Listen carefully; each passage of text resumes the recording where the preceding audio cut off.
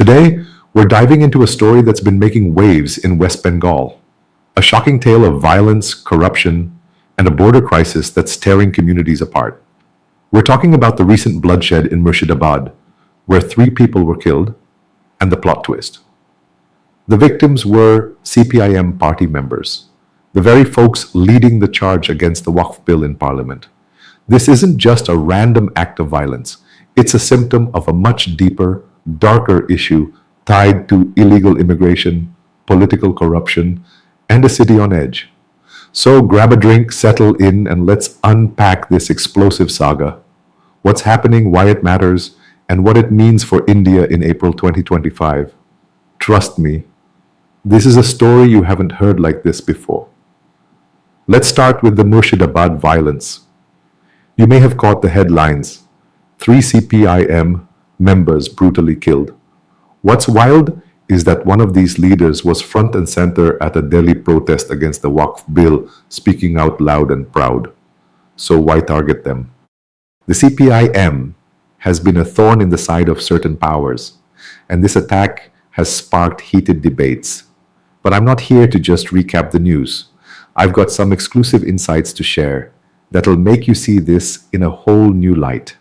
First off, Murshidabad isn't just any city, it's a border hotspot, and it's under insane tension. Here's the deal. Hindus in Bengal and even across the border in Bangladesh are struggling to live in peace. We saw it in Dhaka, where Hindus faced attacks, and now it's happening in India's own backyard. In Murshidabad, around 500 people have fled their homes, driven out by fear and chaos.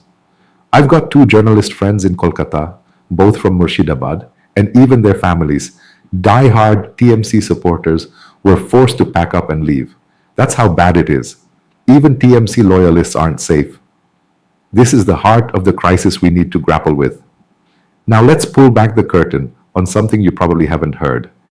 Murshidabad's population is roughly 45% illegal immigrants from Bangladesh, living there under a shady agreement between India and Bangladesh. Many don't have legit documents. Some are using straight-up fake papers. The central government's tried to crack down through agencies, but here's the kicker. The BJP's Bengal unit, which should be leading the charge, is part of the problem. A ton of their leaders are ex-TMC members with deep ties to TMC's network. When central agencies move in, it's these BJP leaders, more than TMC, who push back. Why? Because they're knee-deep in the same corrupt game. I'm telling you this firsthand. Many of these leaders, whether BJP or TMC, are businessmen raking in cash from illegal activities. That's why they're swimming in money. Let's talk about one of the biggest rackets: coal mining. In Bengal's mines, illegal Bangladeshi immigrants work for half the wages of locals. BJP and TMC leaders both profit from this cheap labor, running mining operations that exploit these workers. But it's not just mining. Shrimp farms and other businesses are controlled by political bigwigs through Benami deals. And guess who's doing the grunt work? Illegal immigrants. TMC, Congress, CPIM. None of them are clean. They're all protecting these immigrants to keep their cash flow going. This is the dirty truth you need to hear.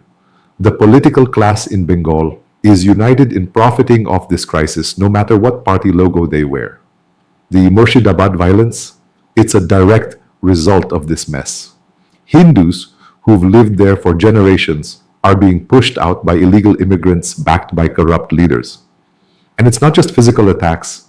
Temples are being demolished, saffron flags ripped down.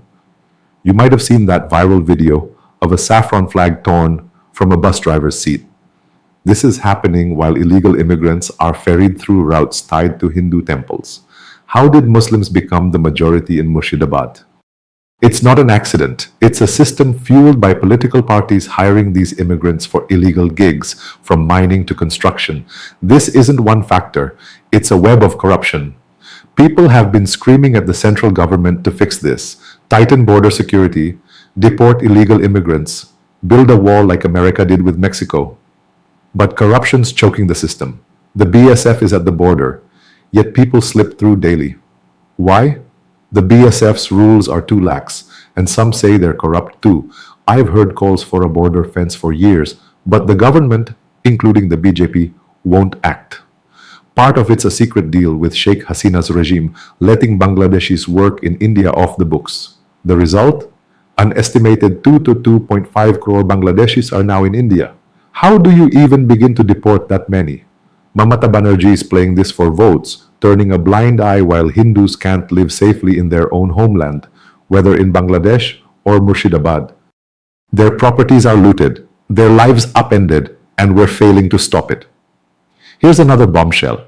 A chunk of Murshidabad's Muslim population wants to merge the district with Bangladesh. Yeah, you heard that right. Local and Bangla newspapers have been reporting this for years. With Muslims as the majority, some are openly asking, why not just join Bangladesh? This isn't a fringe idea. It's a growing sentiment that could spark even bigger trouble. The Waqf bill's just one piece of this puzzle. Remember the CAA protests? Murshidabad was a hotbed of violence. Trains derailed, tracks destroyed. The central government's response was weak. And why?